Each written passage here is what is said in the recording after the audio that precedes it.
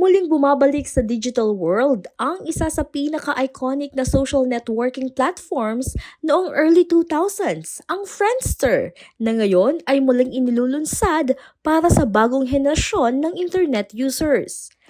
Ayon sa Friendster.com, layunin ng muling pagbabalik ng platform na ibalik ang mas simple at tunay na paraan ng pagkikipag-ugnayan online na malayo sa kasalukuyang social media experience na puno ng ads, algorithm-driven feeds, at spam content.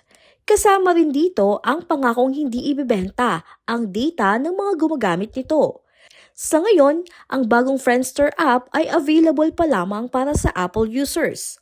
Ang Friendster ay unang inilunsad noong 2002 at naging isa sa mga unang matagumpay na social networking sites sa mundo na nagbigay daan sa pag-usbong ng online social interaction bago pa man sumikat ang Facebook.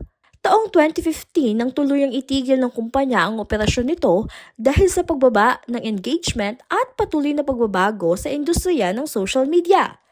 Sa pagbabalik nito, inaasahang muling mabibigyang pansin ang nostalgia ng early internet era habang sinusubukang makipagsabayan sa modernong digital landscape.